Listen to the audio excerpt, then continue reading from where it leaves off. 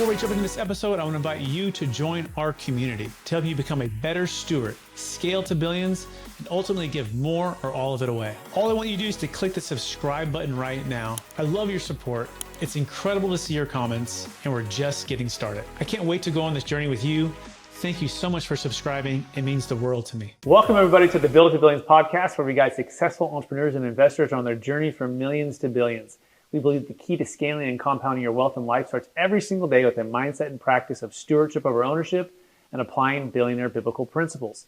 Our ultimate goal is to help you scale and compound your wealth and life so you can give more all of it away to help MVPs, the most vulnerable people. My name is Brett Swartz, and I'll be your host today. In each and every episode, we're joined by the world's top entrepreneurs, millionaires, and billionaires, where they share their secrets, insights, and wisdom with us so we can all compound our life and make a bigger impact. I'm excited about our next guest. He's a good friend of mine and also a new strategic alliance of capital gains tax solutions.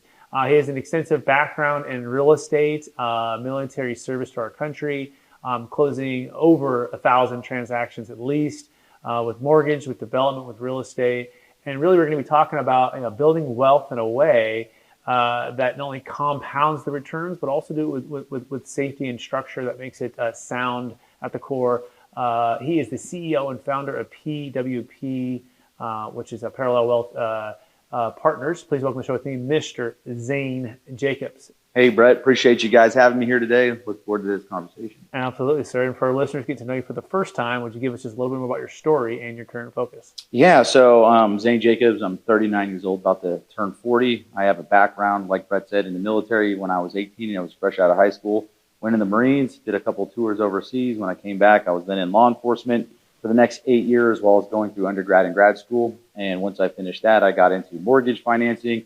Now, there's three main ways into finance, and mine was the mortgage path.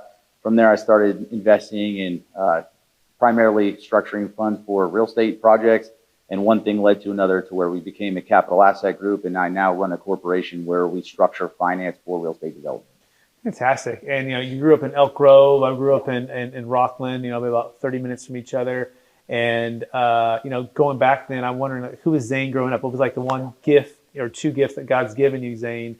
And how do you use that to bless and help others? I absolutely love that. So thanks for that question, by the way, because, every gift is also your greatest asset, your greatest liability. So I'm high functioning autistic. Most people don't know that. So I'd say my greatest gift is my intelligence, but at the same time, I'm very direct. So a lot of times people will think that maybe I could be offensive socially at times.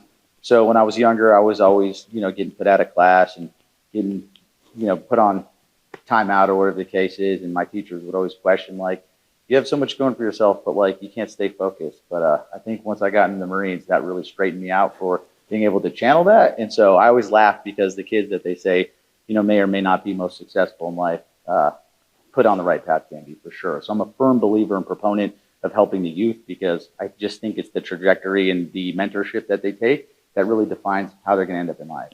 Excellent. I love it. So I would think, the drive, the intensity, and for things that you really want to channel, that would be like the strength. But for things that were not something of interest, right? You knew how to say no to those, right? I mean, honestly, that's probably like an entrepreneur's, superpower, right? I mean, I can definitely relate to that growing up, right? Yes. Being in the classes, so good. All right, so with that in mind, let's take it to the tough topic at hand, right? Which is building compounding returns, right? While still, being, foundationally sound with the investment. So what's the number one secret to doing that as you're structuring financial, products or instruments within real estate? Yeah. Yeah, I love it. So, as I said, I have a background coming into the industry as a mortgage broker. So understanding the financial instruments that are available to funding a real estate project is one of the pieces, but that's actually not the most critical component.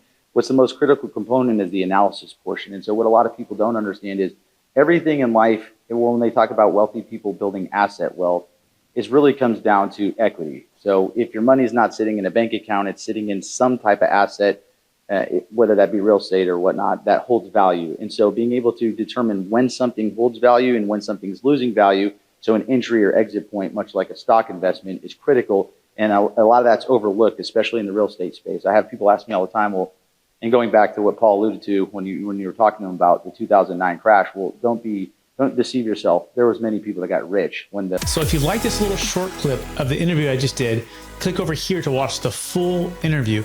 And please don't forget to subscribe. Thanks so much, everybody.